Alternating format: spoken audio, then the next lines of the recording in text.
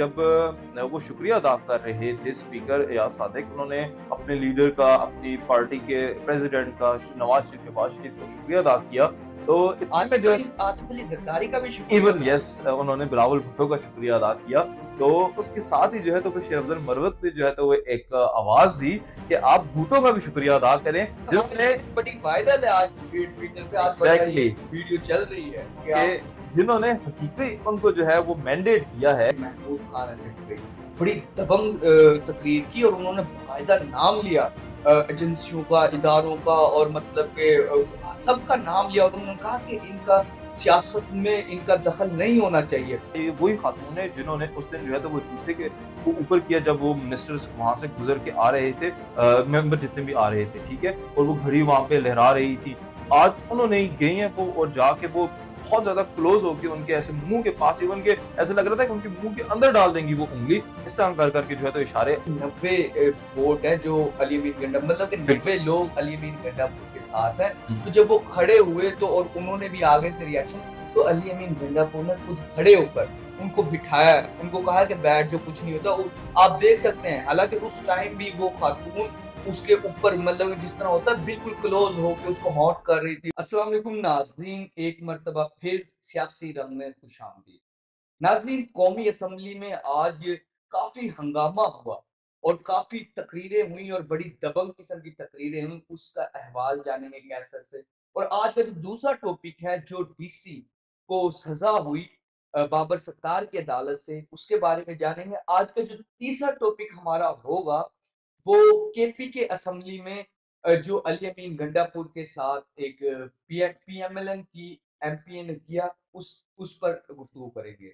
सबसे पहले कैसे बताइए, जो कौमी असेंबली में आज हुआ है, बड़ी दबंग किस्म की तकरीरें हुई हैं, क्या आप समझते हैं, क्या बैकग्राउंड है?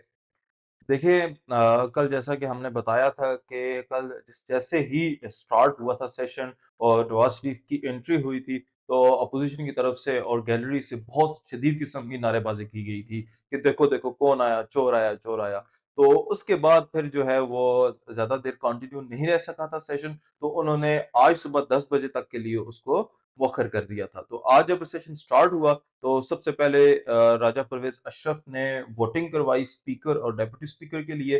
तो जनाब सरदार एयाज सादिक जो है वो पीएमएलएन की तरफ से स्पीकर जो है तो वो मुंतखब हुए, और पीपीपी की तरफ से मुस्तफा शाह डेप्यूटी स्पीकर मुंतखब हुए दोनों असेंबली के। पार्टियों ने हाफ हाफ कर लिए, जी एक हाँ, स्पीकर मिल गया, एक डिप्टी स्पीकर। एग्जैक्टली तो जैसे ही ये प्रोसेस कंप्लीट हुआ और उसके बाद फिर गवर्नमेंट की और अपोजिशन के जो मेंबरान थे, उनको जो है तो वो तकरीर के जब मौका दिया गया, तो बल्कि उससे भी पहले जब वो शुक्रिया अदा कर रहे थे स्पीकर एयाज सादिक, उन्होंने अपने लीडर का, अपनी पार्टी के प्रेसिडेंट का, नवाज शरीफ, शहबाज शरीफ का शुक्रिया अदा किया। तो इतने में जो आसिफ अली जरदारी का भी शुक्रिया इवन अदा। यस उन्होंने बिलावल भुट्टो का शुक्रिया अदा किया। तो उसके साथ ही जो है तो फिर शेर अफजल मरवत ने जो है तो वो एक आवाज दी कि आप भुट्टो का भी शुक्रिया अदा करें, जिन्होंने बड़ी वायरल है आज ट्विटर पे, आज बड़ा ये एग्जैक्टली वीडियो चल रही है कि आप कि जिन्होंने हकीकी उनको जो है वो मैंडेट दिया है, क्योंकि ये तो अवामी मैंडेट तो है नहीं। तो जिन्होंने मैंडेट दिया है भुट्टो ने, तो एटलीस्ट उनका तो शुक्रिया आप अदा करें। अच्छा, शेर तो अफजल बाद नहीं आते तो वैसे। तो इस चीज से ना यहाँ से जो है तो वो बहुत ज्यादा फिर जो है तो वो मामला हीटअप हो गया। और उसके बाद फिर पूरे सेशन के अंदर स्पीकर साहब की बायसनेस खुलेआम नजर आ रही थी। इवन कि जब उमर अयूब तकरीर कर रहे थे, तो जाहिर बात है इतना ज्यादा नारेबाजी करने से गला बैठ जाता है।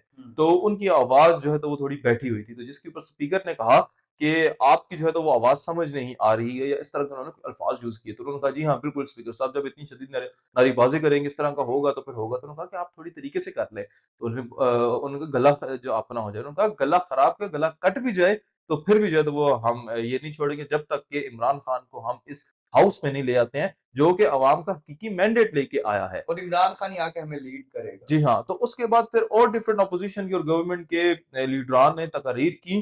तो आप अगर उसके बारे में हमें बताना चाहें। हाँ, मैंने तो बड़े जो मेरे दिल को आज स्पीचेस लगी और बड़ी हकीकत थी उनमें। एक तो पहले तो हम बात कर ले महमूद खान अजहर पे, बड़ी दबंग तकरीर की और उन्होंने बाकायदा नाम लिया एजेंसियों का, इदारों का और मतलब के सबका नाम लिया और उन्होंने कहा कि इनका सियासत में इनका दखल नहीं होना चाहिए। और हम सब मिलकर पीपल्स पार्टी, पीएमएलएन पीटीआई तमाम पार्टीज मिलकर हम एक जिसे कहते हैं कि एक रेजोल्यूशन लेके आए रेगुलेशन लेके आते हैं और उसको सभी पास करेंगे और हम सभी पार्टियां चाहती हैं कि उनका अमल दखल ना हो। और महमूद खान अचकज़ई इसके साथ साथ और उन्होंने ये भी कहा कि इमरान खान को भी रिहा करें, हम चाहते हैं कि इमरान खान भी रिहा हों। और उसके अलावा भी उन्होंने बेशुमार मतलब कि बातें की जो शायद हम करेंगे तो हमारे लिए वो मसला बन सकती है।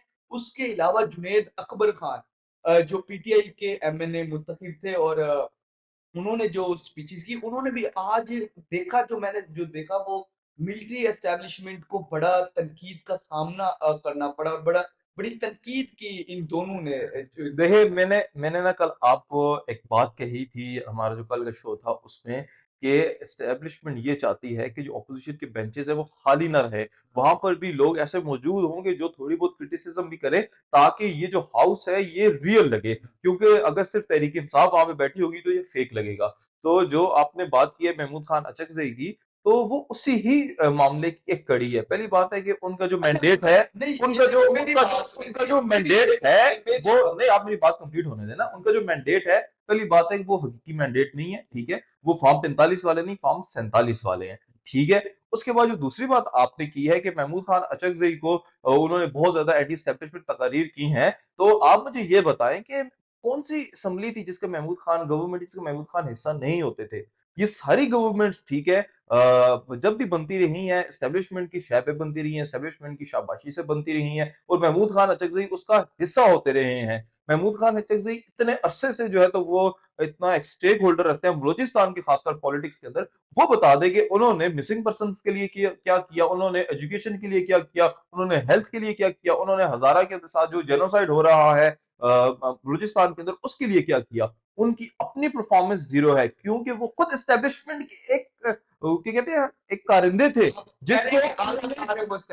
जिसको उन्होंने मौलाना फजल रहमान की तरह टिश्यू पेपर की तरह यूज करके फेंक दिया। तो अब वो यूज टिश्यू जो है वो उठ के अब ये बात कहे कि जी एस्टेब्लिशमेंट ये करती है, तो ये ऐसा ही है कि सो चूहे खा के बिल्ली हज को चली। अच्छा, आप महमूद खान अचकज़ई की बातों में ना कोई भी सदाकत नहीं है, ठीक है, और मैं आवाम से यही कहूंगा कि उनकी बातों में ना ही आए तो बेहतर है, क्योंकि कल इनको जो है तो कह दिया जाए कि आप हम वजारत दे रहे हैं, तो आप यही देखेंगे महमूद खान अचकज़ई कहेंगे कि मेरी जन मेरी जान, आगे फिर आप अच्छा नहीं देखे ना, आपने बड़े आसानी से कह दिया कि वो उनके आलाकार हैं एस्टेब्लिशमेंट के, लेकिन अगर वो आज ये भी तो कर सकते थे ना। आपने कहा कि वो जो ओपोजिशन है उसको तगड़ा बनाना चाह रही है, जो भी लोग बनाना चाह रहे हैं, इसलिए महमूद खान अचकज़ई उधर बैठे हैं। लेकिन महमूद खान अचकज़ई फिर ओपोजिशन में बैठ के दूसरी पार्टीज को तनकीद करते हैं ना, जो हुकूमत में है, पीडीएम को तनकीद करते हैं, जो पीडीएम 2.0 बनी है उसको तनकीद करते हैं। मिलिट्री एस्टेब्लिशमेंट को क्यों तनकीद कर रहे हैं? ये वजह है, आप ये देखें, पाकिस्तान तहरीक इंसाफ इस वक्त दिल्ली को तनकीद नहीं कर रही है, वो कहते हैं हम आपको कुछ नहीं कहते हैं, हम आपके ले आने वालों को जो है तो वो तनकीद का निशाना बनाएंगे। तो इसी तरह के बारे में कहा था ना, हाँ, अच्छा, वही बात है ना कि ये तो बात गलत है। अच्छा, अब एक और बात सुनिएगा। आप ये बात कह रहे हैं ना, एएनपी के जो इस वक्त लीडर हैं इमल वली खान, असलम वली खान के बेटे, उन्होंने इलेक्शन के फौरन बाद एक की थी प्रेस कॉन्फ्रेंस। उस प्रेस कॉन्फ्रेंस के अंदर उन्होंने कहा कि हमारी जो अब लायामल होगा आगे की सियासत का, वो होगा, हम ये तो नहीं कहते कि एंटी स्टैब्लिशमेंट, लेकिन प्रो पाकिस्तानी होगा, और जो भी इदारे सियासत के अंदर इन्वॉल्वमेंट करते हैं हम उनके खिलाफ बात करेंगे, ठीक है। क्योंकि उनको भी मालूम हो गया था कि अब जो है तो ये जो हम मंजिल बेचते थे पश्तूनिस्तान वाला और नेशनलिज्म वाला, वो नहीं बिकने वाला। अब जो मंजिल बिकेगा वो ये होगा कि कौन जो है तो वो अगेंस्ट इस्टेब्लिशमेंट है और कौन प्रो इस्टेब्लिशमेंट है, ठीक है। तो ये सारे उसी चीज की कड़ी है। इनको इमरान खान ने ना एक रास्ता दिखा दिया है कि भाई आपने जो है तो वो डेमोक्रेसी के लिए अगर आवाज उठानी है तो हम आपका साथ देगी, तो ये अब उस रास्ते पे चल रहे हैं। तो ये मैं आपको ना देखे, कल भी मैंने बात की थी, परसों भी ये बात की थी कि ये जब जब ना ये लोग बोलेंगे एस्टेब्लिशमेंट के खिलाफ ना, वो लोग जो हमेशा एस्टेब्लिशमेंट ने जिनको यूज किया है, तो ये इमरान खान के हर दिन मैंडेट की जो है तो वो उसकी सपोर्ट करेंगे कि जो बात इमरान खान जेल में बैठ के कह रहा है, और इवन जेल जाने से पहले कहता रहा है कि आप जो है तो वो अपनी इन्वॉल्वमेंट को खत्म करें पॉलिटिक्स के अंदर, और जो पॉलिटिशियंस है उनको जो है तो वो फेस टू फेस आपस में चलो मुज़ाकरात खैर, करने अब दें। ये तो महमूद खान अजहरजई को जो अवाम पे छोड़ते हैं, वो फैसला करेंगे कि वो क्या वाकई एंटी एस्टेब्लिशमेंट बयानियां लेके चलना चाहते हैं या सिर्फ बातों की हद तक है। आज तो हमारा दूसरा जो टॉपिक है इससे उसमें जाने से पहले सॉरी मैं वक्त ज्यादा ले रहा हूँ, लेकिन आपने जो बात की है ना कि मैंडेट की, तो उसमें ना एक चीज मैं ऐड करूंगा कि आपने देखा मौलाना फजल रहमान ने परसों नून लीग से मुलाकात की थी, कल उन्होंने पीटीआई से मुलाकात की, नून लीग से मुस्कुरा के मिल रहे थे, आज फिर नवाज शरीफ गए उनके पास, साथ उनके जो है तो वो साद रफीक और भी जो है तो ख्वाजा आसिफ भी थे, और वहां पे जाके बड़ी है जो है तो वो खुश जो है तो वो मिजाजी के साथ बात हुई। उन्होंने नवाज शरीफ से थोड़ी सी शिकायत की, यही शिकायत होगी कि आपने हमें जो है तो वो अपनी टीम में नहीं लिया, ठीक है। अच्छा तो दूसरी तरफ मियां साहब ने उनसे रिक्वेस्ट की कि आप हमें गवर्नमेंट के लिए सपोर्ट करें। तो इस वक्त जो मौलाना फजल रहमान है वो भी जो है तो ये चाह रहे हैं कि मुझे जहां से अच्छी जो है तो वो डील मिलेगी मैं उस टीम में शामिल हो जाऊंगा। तो ये आप मुझे ये बताएं, ये कौन से लोग हैं जो डेमोक्रेसी की बात कर रहे हैं? देखिए, मौलाना फजल रहमान तो हर हुकूमत का हिस्सा फिर रहे हैं। महमूद खान नहीं, अचकजई देखें, अगर सिक्के का एक रुख मौलाना फजल रहमान है ना, तो सिक्के का दूसरा रुख महमूद खान अचकजई है। हाँ, जो जुनैद अकबर ने किया है उसकी हम कह सकते हैं कि उनकी जो बातें थी उसके अंदर ना थोड़ी सी जो है तो वो दुख भी हो रहा था उनको सुन के, कि जैसे उन्होंने कहा कि हमें जो है तो वो हमारी वीडियोस दिखा दिखा के ब्लैकमेल किया जाता था, हमारी फैमिलीज के नाम ले लेके हमें ब्लैकमेल किया, वो जो चीज है ना वो अफसोसनाक थी। जो बातें ये कर रहे हैं कि जी एस्टेब्लिशमेंट को जो हमें रेजोल्यूशन लानी चाहिए, इनमें से कोई भी ऐसी हिम्मत नहीं रखता कि जो रेजोल्यूशन लेके आए। इवन की जब एक्सटेंशन की बात आती है तो जो 4 साल तनकीद करते हैं, 3 साल तनकीद करते हैं, वो भी बैठ के जाए तो बोलते लेकिन थे यार हमसे। देखिए ना, इस बात को हम इस तरह से ले लेते हैं, अवाम में भी हिम्मत आ गई है, अवाम उठ खड़ी हुई है। इन जो असेंबली में गए हैं, अगर ये पीछे हटेंगे तो अवाम इनको भी बख्शेगी नहीं, इनको छोड़ेगी नहीं। तो अवाम ही आखिरकार फैसला करेगी, आज करे कल करे, महमूद खान अचकजई चाहे उनकी आलाकार हों या वो सही एंटी एस्टेब्लिशमेंट हो, डेमोक्रेसी के लिए लड़ रहे हो, तो खैर ये अवाम पे छोड़ते हैं। हम आप आज के दूसरे टॉपिक की तरफ चलते हैं, ये जो डीसीओ वाला मामला है। मुझे लगता है कि जज जो चीफ जस्टिस हैं, जो जस्टिस हैं, वो सब मतलब कि जो उनके फैसलों को नहीं मानेगा, एक्शन लेंगे। क्या कहानी है, थोड़ा तो बताएं ना। डीसी को सजा मिल गई या? जी हाँ, ये बिल्कुल काफ़ी टाइम से चल रहा था और डीसी साहब को अंदाज़ा था इस बात का कि उनको सज़ा मिल जानी है। इसीलिए वो जो है तो कुछ दिन पहले उम्रा की उन्होंने नियत कर ली थी और वो जाने लगे थे। तो जब जो जस्टिस हैं बाबर सत्तार। बाबर सत्तार लाहौर हाई कोर्ट के, उन्होंने जो है तो वो लास्ट पेशी के ऊपर पूछा उनके लॉयर से कि कहाँ है आपका जो है तो बंदा? तो उन्होंने कहा कि जी वो जा रहे हैं उसके लिए, वो उम्रा के लिए। हम्म। उन्होंने कहा कि वो किससे इजाज़त लेके जा रहे हैं? हमने तो पाबंदी लगाई हुई है कि वो नहीं जाएँगे, वो पेश होंगे इधर। तो उन्होंने कहा जी उनको उनकी वालिदा का हुक्म है। तो उन्होंने कहा ये कोई हुक्म नहीं है, उनको बोले कि उनको बल्कि लेके आए, आप इधर पेश करें उनको। तो फिर उनको जो है तो वो पेश किया गया जब, तो फिर अदालत ने उनको जो है तो वो 3 एमपीओ की जो उन्होंने खिलाफवर्जी की थी, अदालत ने शहरियार आफरीदी और शंदाना गुलजार को जमानत पर रिहा किया था और उन्होंने फिर जो है तो दोबारा उनको गिरफ्तार किया। उस केस से रिलेटेड उनको फिर जो है तो वो कंटेम्प्ट ऑफ कोर्ट, जिसको हम कहते हैं कि तौहीन अदालत, तो तौहीन अदालत के केस में उनको बुलाया और ना सिर्फ डीसी को 6 माह की कैद सुनाई, बल्कि साथ-साथ एसएसपी को भी 4 माह की कैद और 1 लाख जुर्माना, और एसएचओ को भी 2 माह की कैद और 1 लाख जुर्माना, जबकि जो एक और एसपी थे सदर के, रावलपिंडी सदर के, उनको जो है तो उन्होंने बरी कर दिया अच्छा, इसमें। ये पिछले ना चंद माह से तकरीबन कोई 8-9 महीने हो गए कि अब ना मतलब कि जजेस के फैसले को सीरियस नहीं लेती हमारी ब्यूरोक्रेसी।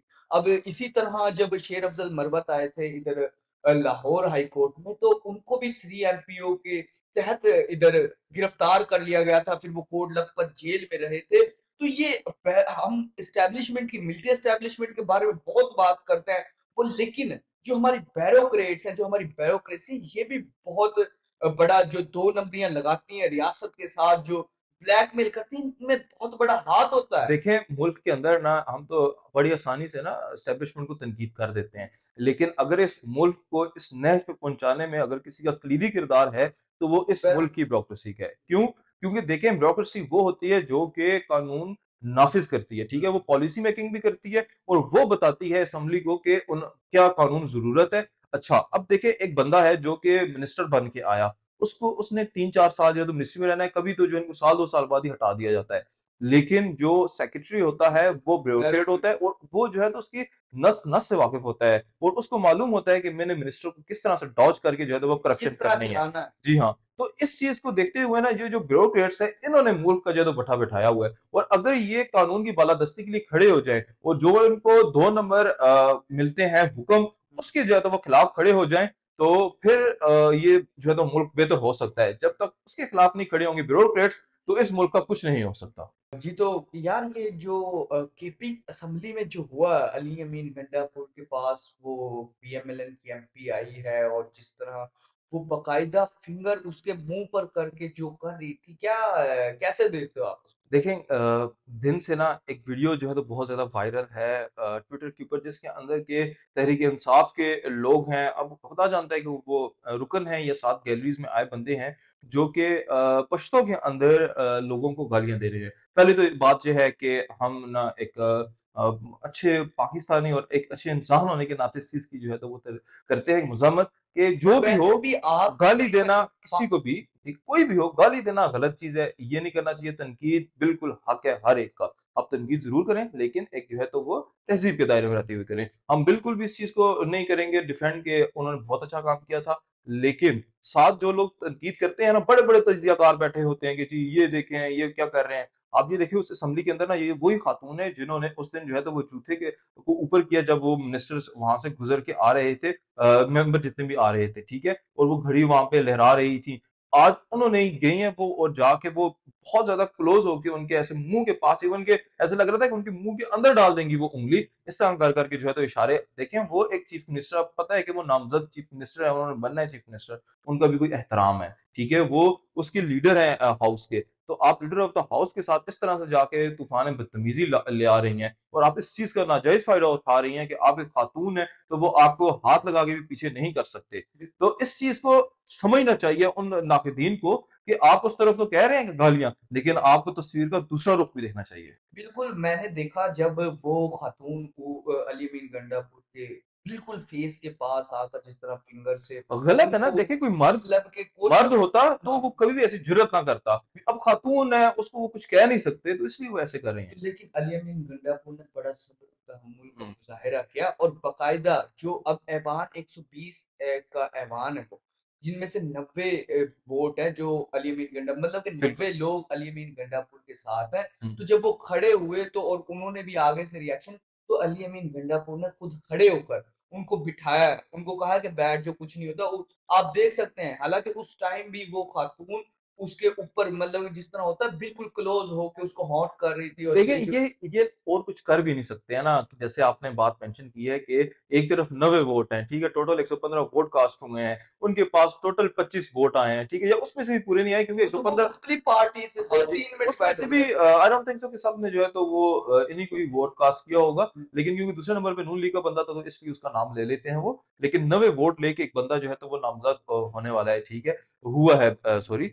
तो उस चीज़ को देखते हुए आप जो है तो वो एक एहतराम ज़रूरी होता है। और दूसरी बात ये है कि जब आप एक खातून हैं, तो आपको इस चीज़ में को ज़हन में रखना चाहिए कि आपने खुद अपनी इज़्ज़त बना के रखनी है हाउस में, एक चीज़।